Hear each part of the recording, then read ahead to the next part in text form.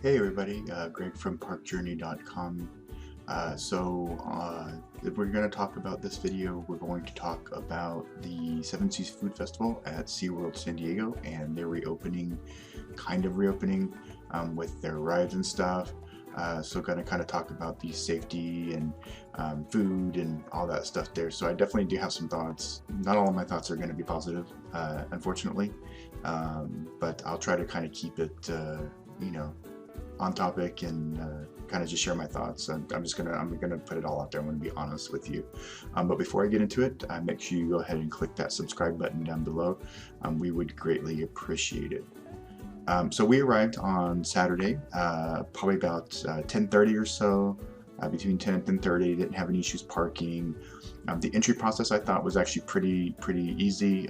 They had, obviously the temperature check and the going through and making sure that you were distanced, and they were checking reservations and checking tickets. They did have announcements saying that if you were an out-of-state visitor that you had to show proof of a vaccine, but they weren't checking IDs, so I don't know how they were checking out-of-state visitors. I guess it's on the honor system, so that was kind of weird, but they did have signs and stuff, which was fine. So we got into the park, no problem at all, no issues that I could, see. But pretty much as soon as we got into the park, you could kind of see just the compliance of the masks was not great. I mean, you can just see as soon as we walk in the gate, right in front of the gate, guy's got his mask, down around his nose. And I'm going to say probably half of the people that we saw, at the very least, had the mask around just their mouth, under their nose. In addition to that, I mean, there were people walking around with no mask. Obviously when you, are going to parks and things like that, there's always going to be people that are going to try to break the rules. SeaWorld has the signage, they have the announcements going on, all of this stuff, but not once all day. Actually, to take that back, once all day at one of the tide pools did we hear an employee talk about masks. There was no employees enforcing this at all. I mean, I even saw at one point in the day somebody playing one of the boardwalk games, and like he had his mask down around his chin, 2 feet from the game attendant, and they seemed to be fine with it. People walking around, eating food, people in stores with no masks. The restaurants had little to no social distancing. It was just not great, to be honest with you. So our first stop was actually Electric Eel. I didn't actually get to ride it last time I was at the park a couple years ago, so it was just a new credit for me. It was probably about a 25-30 minute wait, so not too bad, obviously. So I was actually going to do on-ride footage of the ride. I was going to take my GoPro with my chest strap and everything, which they allow you to do at SeaWorld. But since this was the only ride that's actually open right now, I decided I wanted to kind of just wait, and I'll just do that all in one trip once everything opens. So hopefully later on this year, we'll have videos and POVs of all of the coasters here at SeaWorld San Diego. But anyway, I had obviously ridden one of these Premier Skyrockets before. They're super fun rides. I think this is a fun addition to the park. As I said, the line was probably 30 minutes or so, and in the line, actually I actually thought that people were distancing and wearing masks and everything pretty well. I was actually kind of okay, in this line I was actually okay.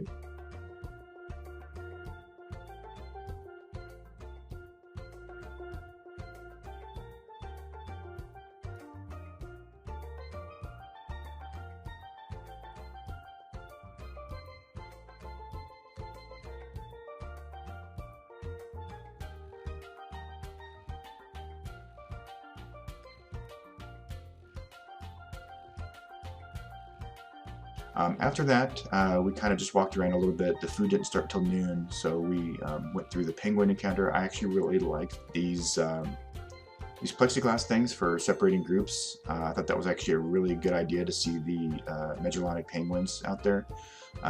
So I actually thought that was actually a really cool thing that they were actually doing.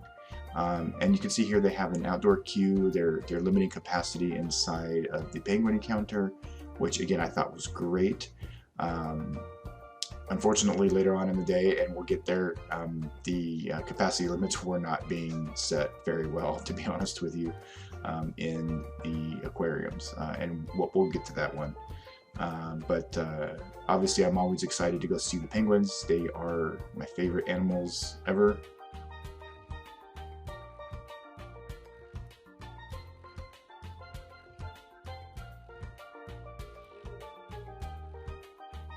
So they did have a hand sanitizer outside of all of the attractions and aquariums and exhibits, so, which was great. So here's just a little bit of the penguin encounter.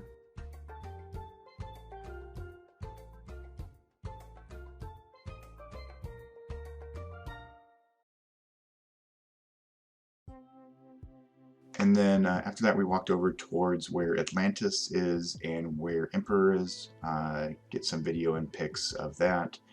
So it looks like Atlantis is actually, could open anytime. I didn't see any testing or anything. Didn't see the boats, but you can see there's water in there. It actually looks pretty good. So it looks pretty clean and ready to go anytime they want to open it. The Ray Aquarium looked great as always. And then over here on the other side, you can see this looks to obviously be the entrance to Emperor, unless they do an entrance kind of behind where between Penguin Encounter and Wild Arctic, which might make a little bit more sense since it's penguin themed. So again, here is the rays. They're super cool. I always enjoy watching them. So we actually spent quite a bit of time enjoying the rays.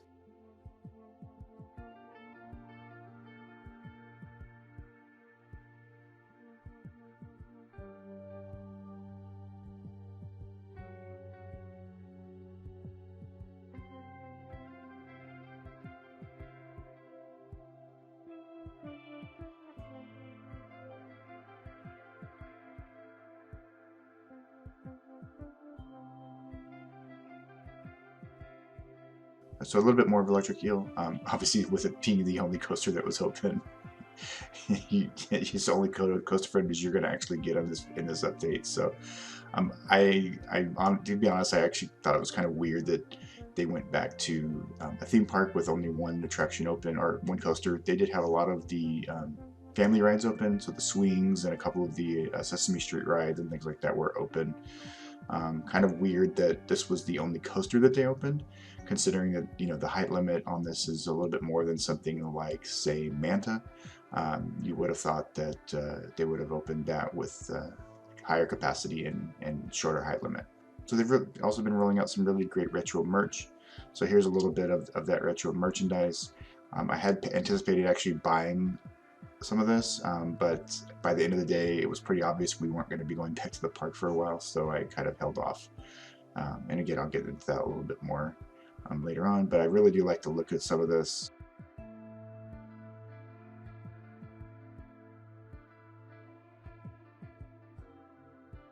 I don't understand the concept of a half sweatshirt, but hey, you do you.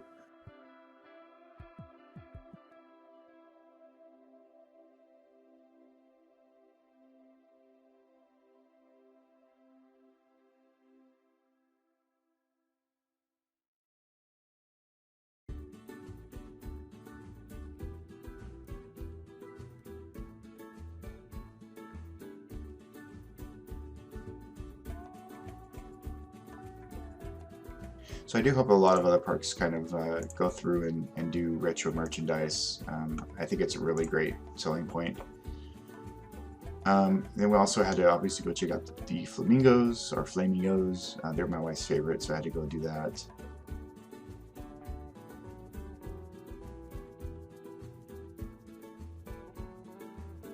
So here you can see a little bit of Manta.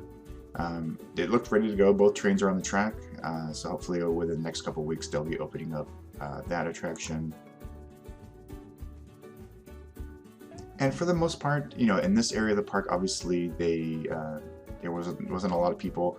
I do think they could have spread out the food stuff a little bit more.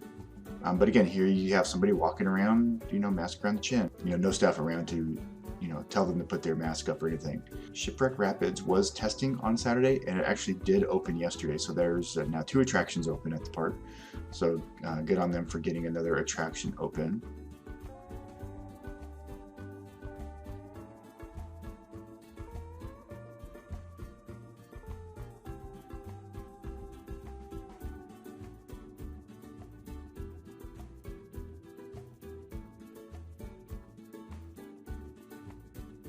In addition, I had never actually seen or ridden Tidal Twister, so obviously it wasn't open. You can see here the track is pretty rusty, to be honest with you, so who knows if this is actually ever going to reopen. I mean, I'm interested to ride it if it ever does, just to see how bad it actually is, to be honest with you. But we'll see if it actually ever does reopen. And then here we have, special events coming up this year: Halloween, Barbecue and Brews are new this year.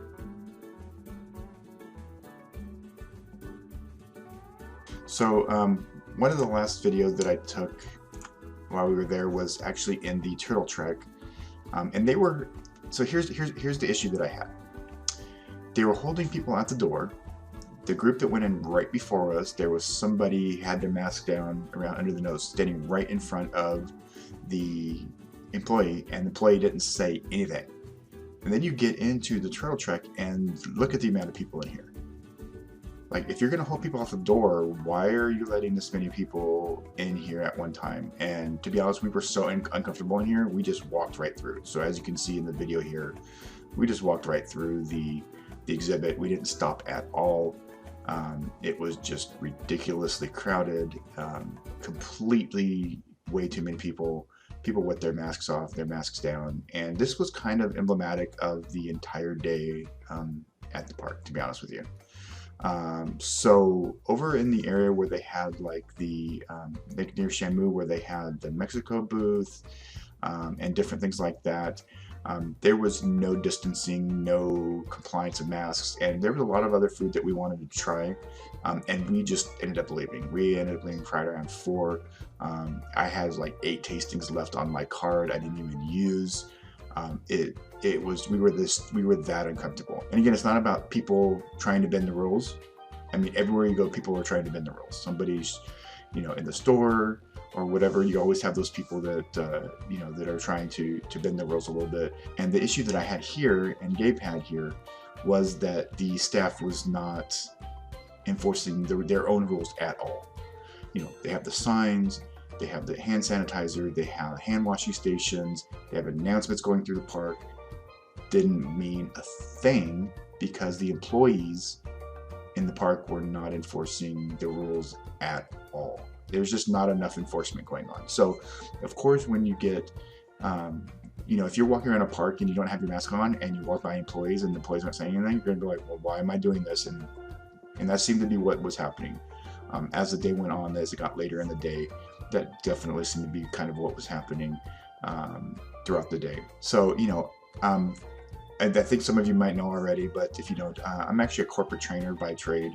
I train people at my job. I've been doing it for almost 19 years now. And this really kind of just seems like a training issue to me. I don't know if they just haven't trained their employees how to address the issue, but Six Flags did it, Universal's done it, Disney's done it, Knott's has done it. Every other park that we've visited in the last couple of months for their food festivals or park opening, this has not been an issue at any of them. There's always employees around to remind you to keep your masks up. They will tell you very nicely, you need to keep your masks up. This isn't just an issue with SeaWorld San Diego. If you've looked at any reports from Orlando or Busch Gardens in Tampa, you'll see the same things and you'll hear the same things. So this seems to be kind of a chain-wide issue, to be honest with you. And I don't know why. Especially with, SeaWorld kind of getting back on track. It's no secret that they've had a rough few years. And to have this be one of those things that keeps going on at all their parks, it's a chain-wide issue. They are obviously aware of it. This video is not going to tell them anything they don't already know. People have gone to guest services. People have done their surveys. They sent me a survey on yesterday, and I put what I thought in the survey. I'm a pass holder. I pay for my pass. I didn't go on a media pass. Um, I was there, with my friend to enjoy the day and get, do my tastings and do SeaWorld, the Seven Seas Food Festival. So I was there as a guest. So this, even if I was there as media, I would still be saying these same things. So obviously, again, I think that they're aware of these issues. They just have chosen to ignore it, to be honest with you. And that's pretty sad, to be honest with you. I wish that wasn't the case. I wish that I felt safe going back to SeaWorld in the next couple of months.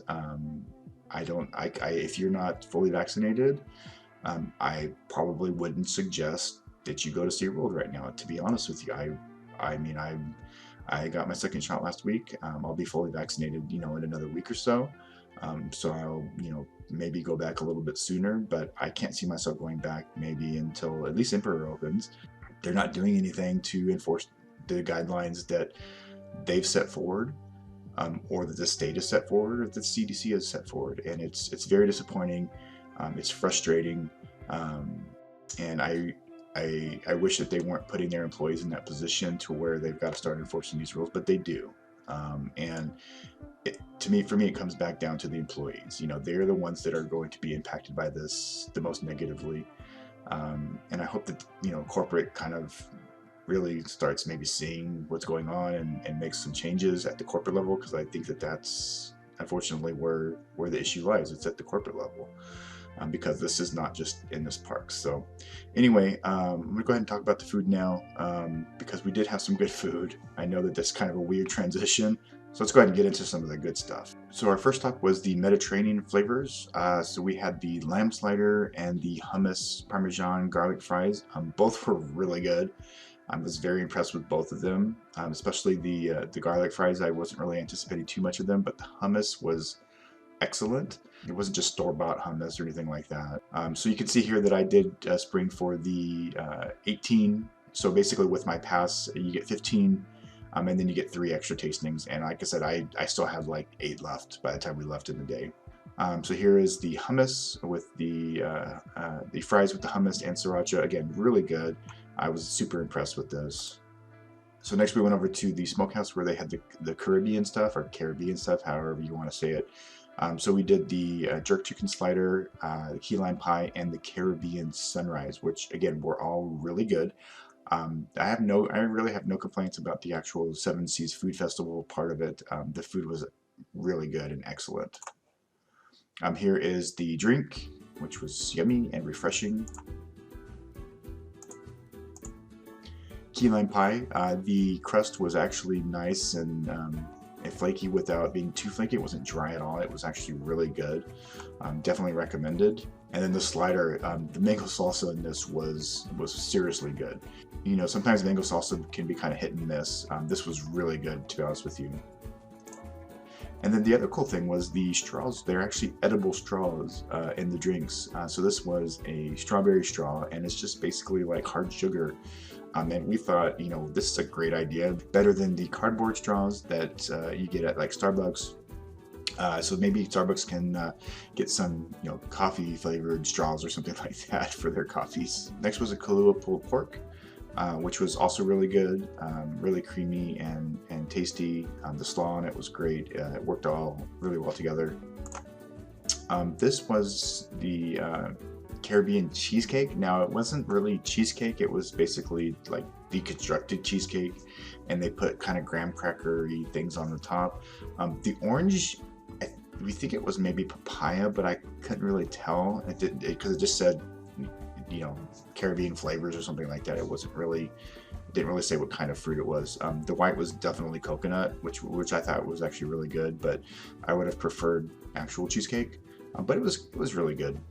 We stopped at the Shipwrecked Cafe and got the shrimp, the spicy shrimp, which was good. I mean, it was fried shrimp.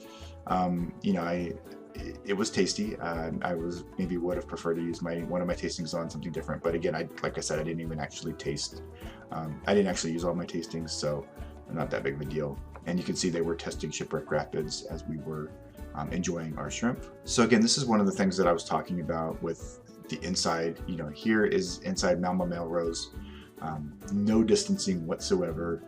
People with their masks down, people with their masks off, and the employees just letting people do it. And there was no line outside at all. Like, the line should have been outside, and then they're distancing inside. So, this is definitely one of those things that you can kind of see that there is definitely an issue with capacity. But the meatballs, I'm very glad to say, were very good. Really tasty, had a little bit of a kick to them. So as you can see, we actually had to go all the way from Mama Melrose's over to where they had the France stuff to find space where there was nobody around, where we felt comfortable enjoying our food. So that was kind of an issue too. And then the last things we tried were the croquettes, goat cheese croquettes. I gotta be honest, this wasn't really my thing. They were good. I mean, if you like that kind of thing, that wasn't my thing at all. And then the other thing that we tried was the mousse. It was just way too sweet for me. So these were the last two things that we actually tried before we left. And I wasn't really too impressed with any of them, to be honest. But again, we had plans to try a whole bunch of the other things that were available. And it's just, it was just too crowded. The compliance was just it just wasn't great. And again, the booths where they had like the Mexico stuff and the Taste of Southern California, they were right in the front, like by Shamu and Manta.